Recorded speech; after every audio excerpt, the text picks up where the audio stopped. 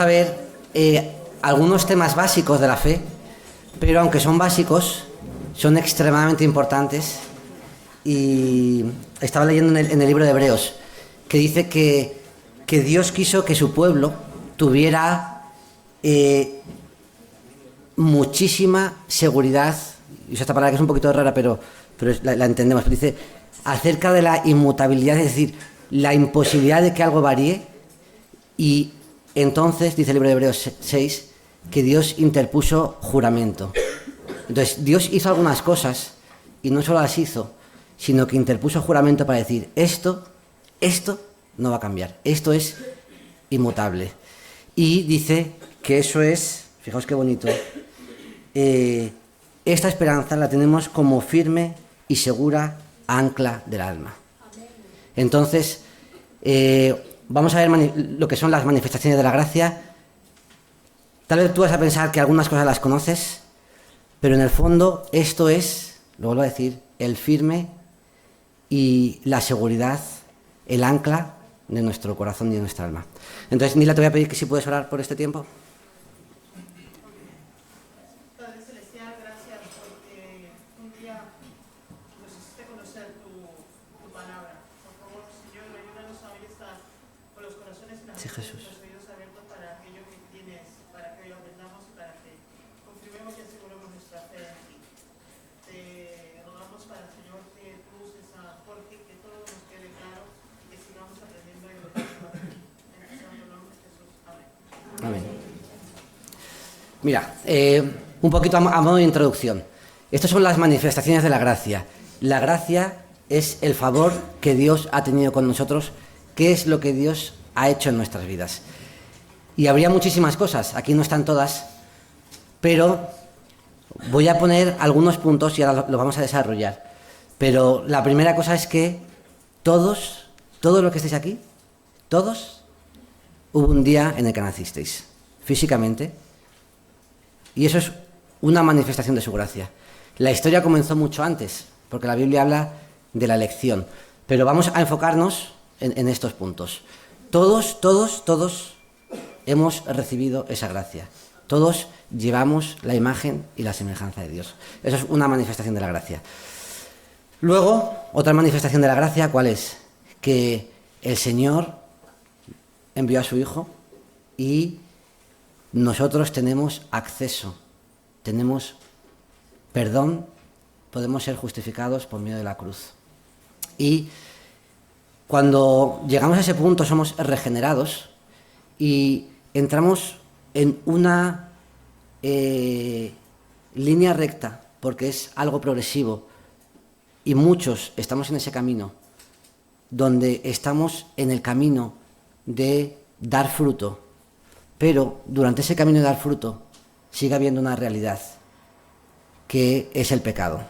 Entonces, ¿somos creyentes? Sí. ¿Hemos sido perdonados? Sí. Pero una y otra vez nos encontramos con esa realidad que llamamos pecado y necesitamos una y otra vez volver a ser lavados por nuestro Señor. Entonces, estos son los puntos.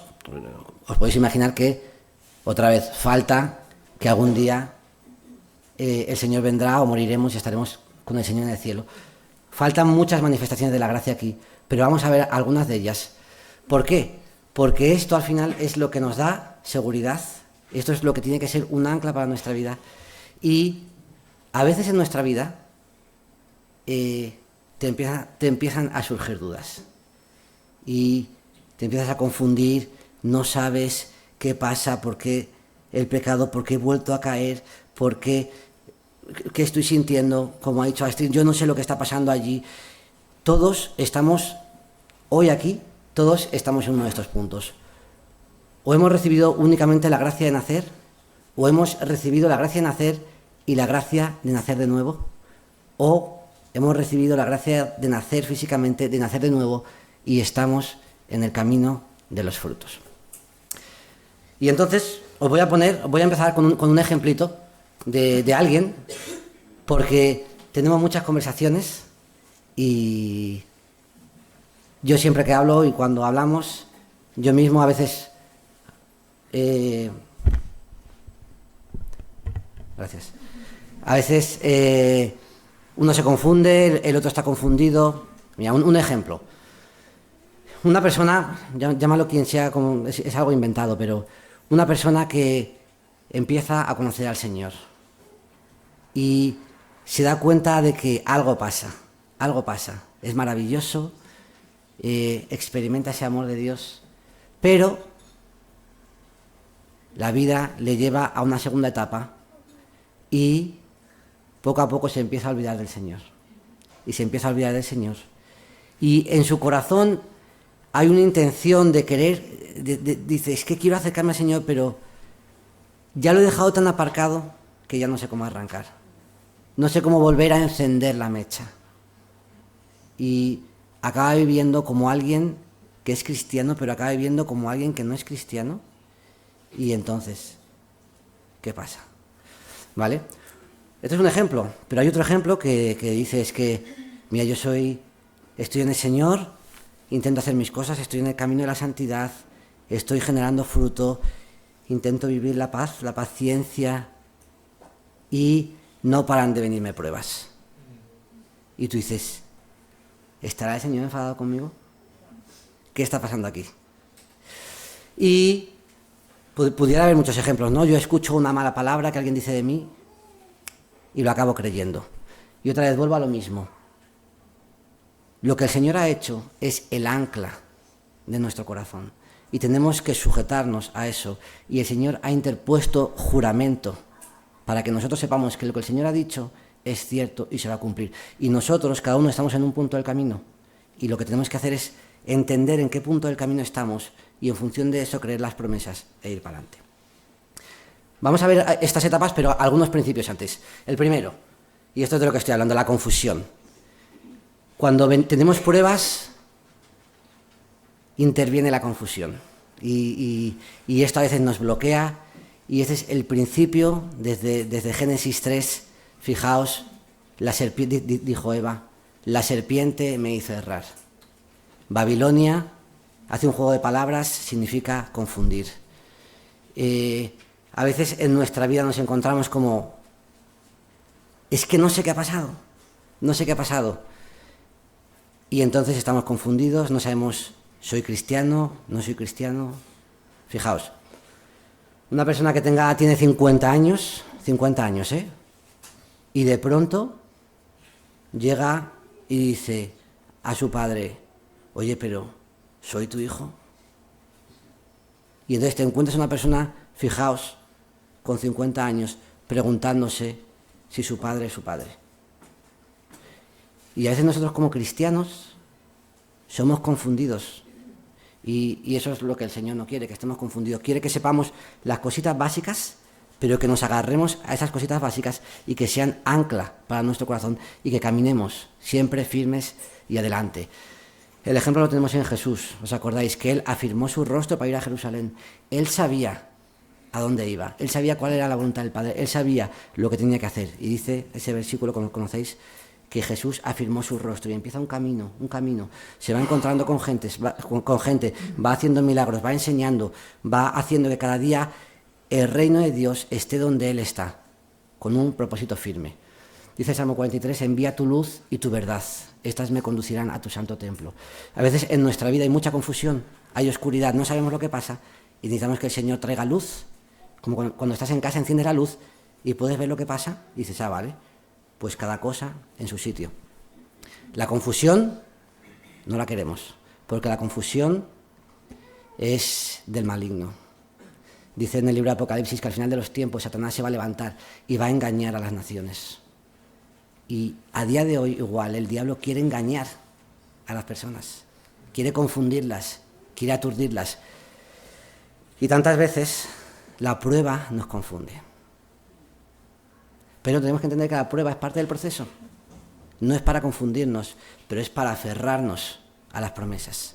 Entonces, algo que era malo, fijaos, algo que es una prueba, incluso puede ser malo, pero el Señor lo utiliza para bien y para su propósito. Y esa es la belleza de nuestro Evangelio. Porque nosotros creemos que más allá de donde estamos, más allá de las circunstancias, creemos en un Dios que obra y un Dios que tiene poder. Segunda cosa, que no se nos olvide este principio, Dios quiere bendecirte. Dios quiere bendecirte. En la voluntad de Dios está bendecir a su pueblo. Y esta semana yo pensaba y a alguien le dije, oye, que Dios quiere bendecirte. Y algo en mi corazón dije, ¿yo puedo decir eso? Yo puedo decirle porque cómo sé yo lo que Dios quiere. Pero después dije, es que el Señor ha dicho en su palabra que quiere bendecirnos. El Señor ha dicho que ya nos ha bendecido con toda bendición espiritual en los lugares celestiales, dice el libro de Efesios, Efesios 1. El Señor nos ha bendecido con toda bendición espiritual. El Señor quiere bendecirte. El Señor actúa primero. Vamos a ver las manifestaciones de la gracia, vamos a ver cómo es el nacimiento físico, el nacimiento espiritual, la regeneración, los frutos. Siempre el Señor actúa primero. Dice Juan 5:17 que mi Padre trabaja y yo trabajo. Hoy estás aquí, pero el Señor, voy a decir, ¿se ha levantado un minuto antes que tú? No. Dice que no dormirá el que guarda a Israel. El Señor no duerme, el Señor está haciendo cosas, siempre. Y Juan 15, que lo conocéis, dice que no me elegisteis vosotros a mí, sino que yo os elegí a vosotros. No me elegisteis vosotros a mí, sino que he sido yo quien os ha elegido a vosotros. Y también dice que ninguno puede venir a mí si no les da del Padre. Entonces, principio, el Señor actúa primero. El Señor quiere bendecir. Ahora, ¿qué hacemos nosotros? Pues, por desgracia o por fortuna, porque es lo que el Señor ha dicho. Voy a decir por desgracia porque hay muchos que lo hacen. El hombre puede resistir la gracia. Entonces vamos a ver las manifestaciones de la gracia. Y es maravilloso, el Señor quiere bendecirte. Pero aquí llega la parte de exhortación para todos, empezando por mí. El hombre puede resistir la gracia. El Señor está obrando, pero fijaos, algunos versículos, ¿no? Vosotros siempre resistís al Espíritu Santo. Entonces hablaba Esteban aquí al pueblo y decía, es que el Señor se quiere mover, pero si tú te resistes, pues el Señor sigue obrando, pero puedes llegar al punto de recibir la gracia en vano o de recibir la gracia para nada. Dice el libro de Hebreos que si escucháis hoy su voz, no endurezcáis vuestros corazones. Y dice luego que no les aprovechó la palabra, porque no iba acompañada de la fe. Entonces esto habla al pueblo que salió de Egipto. El pueblo, sabéis, estaba en Egipto en servidumbre, ven las plagas, al granizo, la Pascua, los primogénitos salen, se abre ahí todo. Pero dice que aunque vieron todo eso, no les aprovechó la palabra por no llevar fe. Entonces, conclusión para nosotros, pues tengamos cuidado. ¿Recibimos la gracia? Sí, pero tengamos cuidado de no resistirla. Y en todo esto, última cosa, último principio, ya vamos a estas categorías, que al final el propósito del Señor es que nosotros entendamos y creamos y que no tengamos dudas. Mira, dos imágenes que da la palabra. Dice que, el libro de Efesios, dice que el Señor no quiere que nosotros seamos como niños fluctuantes. Fíjate, llevados por todo viento de doctrina. Entonces, tal vez tú eres creyente, tal vez has venido muchas veces a la iglesia, tal vez has escuchado cosas, tal vez desde pequeño has escuchado cosas, pero de pronto se te viene un sentimiento, se te viene un pensamiento, tienes una prueba, tienes una circunstancia, para un lado, para otro lado. El Señor no quiere que seamos llevados por todo viento de doctrina, por cualquier enseñanza que escuchamos. Y también pone el ejemplo de las olas. Se las lleva de un lado para otro. Pues el Señor quiere que nosotros estemos firmes, seguros. Conoceremos la verdad y la verdad nos hará libres. Huimos de la confusión y nos aferramos a las promesas. Con estos principios vamos a ver cómo son estas categorías, estas manifestaciones de la gracia. Entonces, para todas ellas vamos a contestar 4 preguntas. 4 preguntas es, ¿cómo se manifiesta esa gracia? ¿Qué hace la gracia? Algunos textos, no los vamos a leer todos, pero por poner algunos textos hay muchísimos, porque en el fondo esto es el fundamento de nuestra fe, entonces habría muchísimos. Si hay alguno que tú piensas que es importante y falta, pues fenomenal, porque no pueden estar todos. ¿Y cómo es ese efecto? Entonces, primero, el primero es el nuevo nacimiento, el nacimiento natural. Entonces, esto pues lo llamamos pues la manifestación ontológica o el ser, la esencia o la propia naturaleza de las personas. Todos aquí, todos hemos nacido. Amén. ¿Vale? Entonces, el Señor ha puesto en todos su imagen y su semejanza. ¿Y qué ha hecho esta manifestación de la gracia? Pues nos ha creado, nos ha sostenido. A día de hoy no solo te ha creado, sino que sigues estando vivo. Y eso nos da un propósito. Vale, hay versículos, no los leo, pero ¿qué me parece importante? Que el efecto de esta manifestación de la gracia lo llamamos inmutable, es decir, no cambia. Y esto tú puedes pensar que es poca cosa, pero esto es una esperanza para muchos. ¿Por qué? Porque da igual lo que hayas hecho, tu naturaleza no ha cambiado. Tú hoy sigues siendo hombre, hoy sigues siendo mujer, hoy sigues siendo creación de Dios. Hoy la promesa de Dios sigue estando para ti.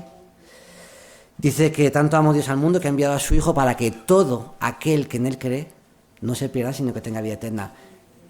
Tú sigues siendo parte de todo aquel, sigues siendo persona, no cambia. Entonces esto como si yo tengo un coche puede estar funcionando, puede estar roto, puede estar arreglado, pero mientras es coche, el coche sigue siendo coche. No es que es un coche moto, no, es un coche. Ya luego pues puede llegar a muchas cosas, ¿no? Pero lo que digo es que todos los que estamos aquí tenemos esta gracia, y esta gracia a día de hoy a todos nos habilita para las promesas.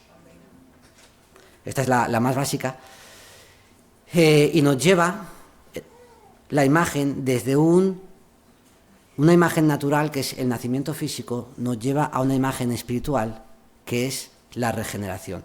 Y la regeneración es que los que creen en Jesús, los que creemos en Jesús, pueden nacer de nuevo. Entonces dice que el Señor les ha dado vida. Entonces, ¿cómo se manifiesta? Aquí otra vez, hay gente que lo explica de muchas formas. Vamos a ver dos partes.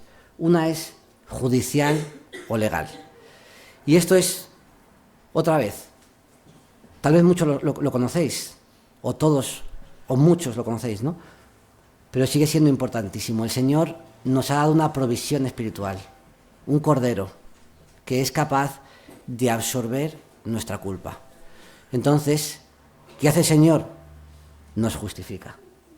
Ahora, fíjate en cómo es su efecto. Es un efecto instantáneo. Y otra vez, la imagen, imagínate un juicio. Tú tienes un juicio y entonces llegan el martillito, dan el martillito y dicen, culpable, inocente. Pero no puedo decir...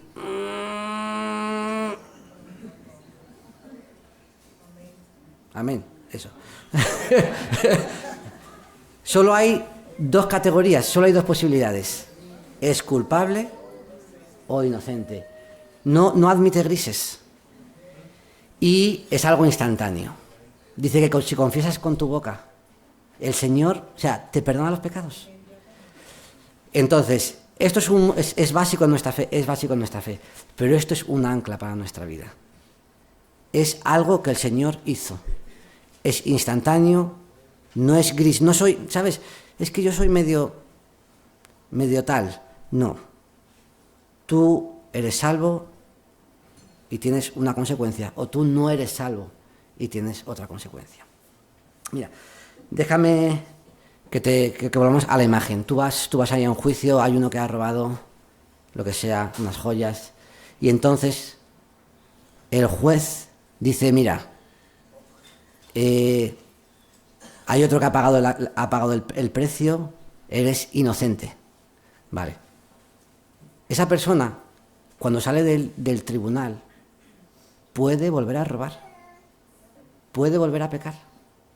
Entonces, ¿por qué digo esto? Porque la justificación no crea automáticamente carácter en nuestra vida. no genera automáticamente fruto.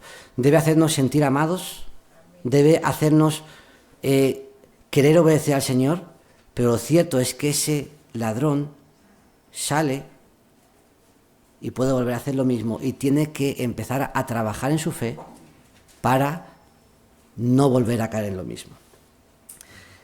Algunos errores con esta manifestación de la gracia. Mira, un error es este que os estoy diciendo, que el veredicto genera carácter.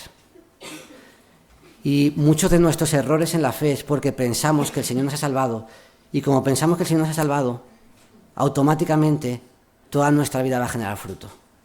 Pero no es así, no es lo que la Biblia nos enseña. Entonces, el veredicto no genera automáticamente carácter, y esto es un error. Y el error segundo es el contrario, es pensar que nuestro carácter genera veredicto. Es decir, que como yo soy bueno, como yo soy buena persona, el Señor me da un veredicto positivo. No. Esto es una manifestación de la gracia. El Señor lo ha hecho. ¿Quién lo hace? El Señor. ¿Qué puede hacer el hombre? Es resistir la gracia. O puede abrazar la gracia por medio de la fe. Pero no hay medios puntos. No es algo progresivo. Es instantáneo. Segunda cosa que vemos aquí, la adopción. Y esto nos habla de posesión, ¿no? El Señor nos ha adoptado como hijos, el Señor nos ha santificado, el Señor nos ha sacado de un sitio y nos ha trasladado del reino de las tinieblas al reino de su Hijo amado. Y esto es algo que decimos posicional. ¿Por qué? Porque la naturaleza, otra vez, no cambia. No cambia. El Señor nos ha comprado, ha pagado un precio, somos de Él, pero no hemos cambiado todavía. Y te pongo un ejemplo. Tú compras un coche viejo,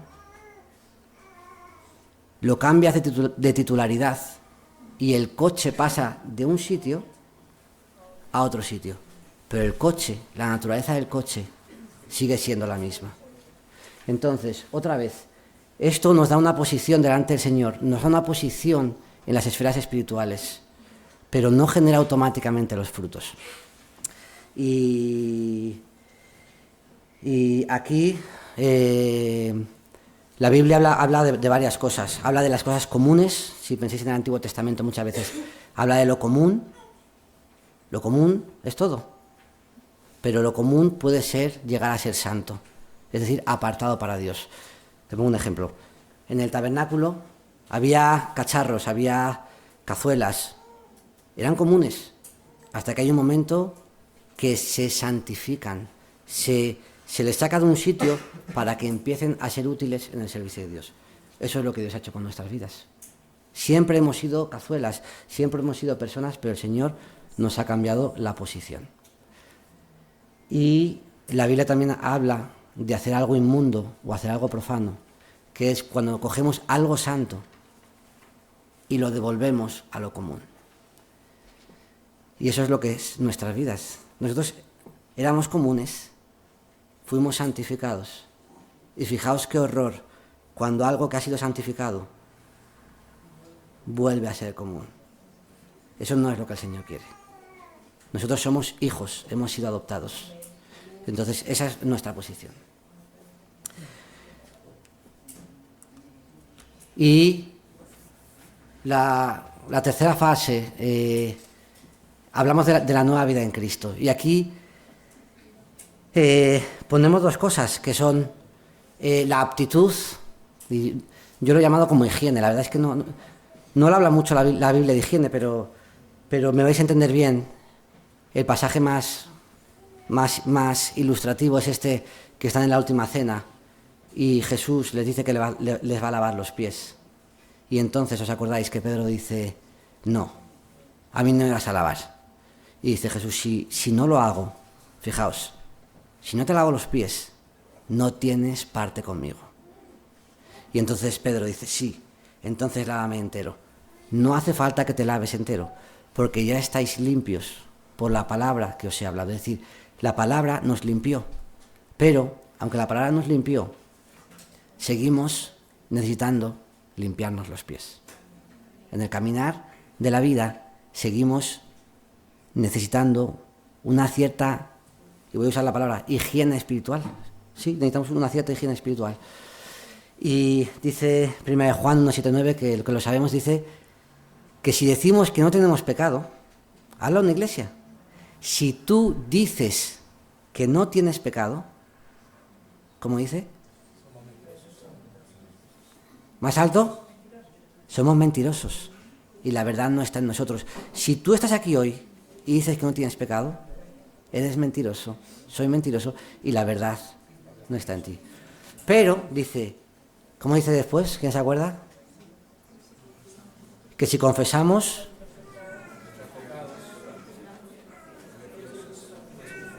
si confesamos nuestros pecados, Él es, ¿para qué? Para perdonar nuestros pecados. ¿Y a qué lado? Jolín, es que, digo yo, jolín, Jorge, pero si mis pecados fueron perdonados en la cruz, ¿cómo el día que yo conocí al Señor fueron perdonados mis pecados? ¿Cómo puede ser que hoy, tantos años después, siga necesitando que el Señor perdone mis pecados? ¿Cómo puedo seguir batallando? Pero es que la Biblia nos habla de esto, que necesitamos una higiene espiritual, necesitamos volver a hacernos aptos delante del Señor. Necesitamos decir y confesar nuestros pecados. Necesitamos primero entender por qué, porque hay algunos que se confunden y dicen, no, es que yo no tengo pecado. Confundido, no pasa nada, es confundido. Pero lo mejor es que tú recibas la luz, que tú entiendas que el pecado sigue estando en tu vida, que el pecado sigue acechándote hasta el día que estemos en el cielo. Ya no habrá pecado, pero todavía en este lado de la vida tenemos pecado. Entonces, ¿qué tenemos que hacer? Confesar nuestros pecados. Y Él es fiel y justo para limpiarnos, así como con el agüita, nos limpia. ¿Con base a qué? No con base a ir a la iglesia, no con base a dar dinero, no con base a hacer un ayuno, no con base a orar, con base en la cruz, en la sangre de Jesús. Porque no es que aquí empezamos una vida de obras, no, seguimos viviendo las manifestaciones de la gracia. ¿Y quién es el que actúa? Dios. Dios trabaja. ¿Qué hace el hombre? Puede resistir la gracia. Del mismo modo que al principio el hombre puede seguir resistiendo la gracia, pero eso es lo que tenemos que evitar. Dice, mira, esto es lo que llamamos el proceso de santificación. Y aquí os he puesto en mayúscula, si lo veis, las pruebas. Porque a ninguno nos gustan las pruebas. Pero el Padre ha decidido que las pruebas son buenas. Entonces, el Señor sabe cómo crear hijos, cómo criarlos y cómo levantar un pueblo. Y el Señor ha decidido que esas pruebas nos ayudan a purificarnos, a limpiarnos, a quitar cosas en nuestra vida que en el fondo no eran tan importantes. Mira, un versículo precioso, Ezequiel 36 dice que yo pondré mi espíritu en ellos y haré que andéis en mis estatutos. Entonces lo que está queriendo hacer el Señor es que quiere que nosotros caminemos en la fe, caminemos en los frutos y caminemos delante de Dios. Última imagen que os pongo, la de los sacerdotes. Fijaos, los sacerdotes eran pueblo, sí. ¿Eran parte del pueblo de Dios? Sí. Eran dentro del pueblo. Sabéis que dentro del pueblo había muchas tribus, pues dentro de las tribus había una tribu, que era la tribu de Leví. No todo el mundo podía ser sacerdote, solamente ellos. Pero es que dentro de los levitas, no todos los levitas podían ser sacerdotes, tenía que haber unos ciertos linajes. Vale, ellos tenían que lavarse, ellos podían contaminarse. Si pasaba alguien que estaba inmundo, se podían contaminar. Y entonces el Señor trajo otra vez provisión espiritual, los sacrificios, el agua, el tiempo. Entonces, importante, nosotros tenemos que vivir esa higiene. Y la última faceta de las que estamos viendo, porque, como os digo, hay muchas manifestaciones de la gracia, pero es la parte moral, que esta es la de los frutos. ¿Qué es lo que hace el Señor? Hace que llevemos fruto. Y cuando hablo de fruto, pues nos acordamos de los frutos de Gálatas, pero nos acordamos también de la bendición, nos acordamos de la prosperidad. Un versículo, Ezequiel 16, que me encanta, es que dice que tu nombre resalió entre las naciones a causa de tu hermosura, que era perfecta. El Señor no solo quiere que nosotros vengamos a la iglesia, el Señor quiere que nosotros heredemos bendición. Y que la gente de fuera diga, ¿qué pasa? ¿Qué pasa con ese? Que todo le va mal, pero le acaba yendo todo bien. O sea, es que siempre le va bien. O sea, ¿qué pasa? Porque tiene enfermedades, pero el hombre parece que no le afecta. Es que no sé qué, pero parece que no le afecta. Pero ¿qué cree? ¿Qué cree? Y entonces, ¿qué es lo que creemos? En un Dios que nos sustenta y que nos alimenta en medio de las pruebas. Esta manifestación de la gracia decimos que es progresiva, porque el nuevo nacimiento es instantáneo, el veredicto es instantáneo, único, pero los frutos son así. Tienen que ir para arriba. Tú no puedes pedirle a un nuevo creyente que el primer día dé mucho fruto, pero a un creyente con tiempo debes esperar que dé frutos. Y, vale, no he dado frutos. ¿Qué hago? La gracia de Dios sigue estando cerca. Porque otra vez, no es que yo me voy a proponer hoy, voy a tirarme toda la noche diciendo, sí Señor, sí Señor, sí Señor, voy a cambiar. Pero es la gracia del Señor que actúa en nosotros y nosotros, otra vez, aceptamos la gracia o la resistimos. Hay un concepto muy bonito que es la justicia impartida. Y fijaos qué diferencia hay. Porque en la cruz el Señor decimos que el Señor nos imputa justicia. Es decir, yo no soy justo.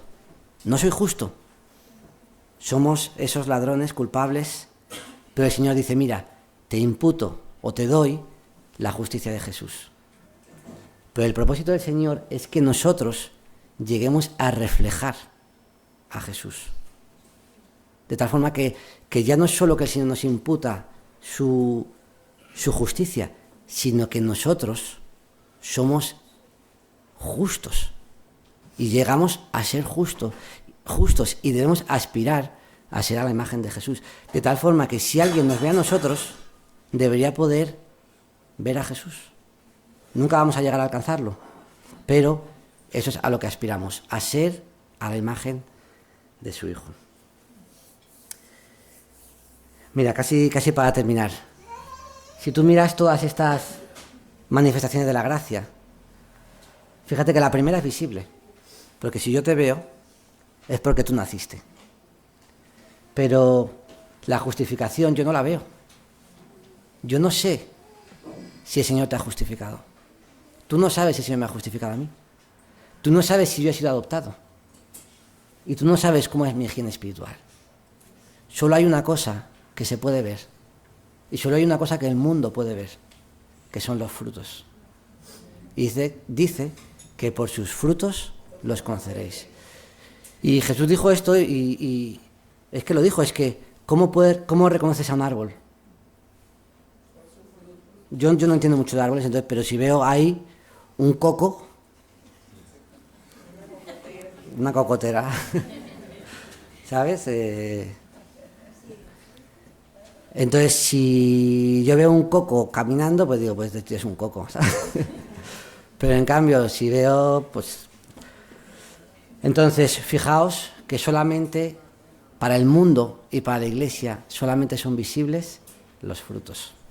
Entonces, en las dos columnas del medio, en la justificación y en la adopción, nosotros ponemos el énfasis en recibir. Porque si no vas a tener culpa, tú nunca puedes ser justificado, salvo que el Señor te dé todo, te dé toda su justificación. Y el énfasis en el recibir. Pero en las dos columnas del final, el énfasis es en la cooperación. Porque el Señor nos llama no solo a recibir, sino a ser a la imagen de su Hijo. Y las pruebas nos ayudan en todo eso. Mira, hoy, tú estás en alguno de estos puntos. Todos estamos en alguno de estos puntos. Y hay una manifestación de la gracia que es para ti. Y tú puedes hoy recibirla o puedes resistirla. Si tú todavía no tienes una vida con Dios, tú no has sido regenerado, pues quiero que entiendas que el Señor, el veredicto del Señor está accesible para ti. Solo tienes que creer solo tienes que confesar, solo tienes que pedirle, quiero ser tu hijo, quiero que me justifiques, y es instantáneo. Y si tú estás con una vida un poco sucia, pues la manifestación, la gracia de Dios también está para ti. Hoy puedes acercarte a Él, pedir limpieza, puedes confesar tus pecados y puedes recibir limpieza y puedes ser limpiado de toda culpabilidad. Entonces, que el Señor nos ayude a ser un pueblo fiel, un pueblo diligente y que no resistamos la gracia. Que no resistamos la gracia, sino que vivamos por la fe las promesas. Oramos. Y Señor, gracias por ese tiempo y Señor, ayúdanos a entender tu palabra, a entender lo que tú estás haciendo, lo que tú quieres en nuestras vidas. Guárdanos, Señor, perdona nuestros pecados siempre, perdona tantas veces la rebeldía de nuestro corazón y ayúdanos. Amén.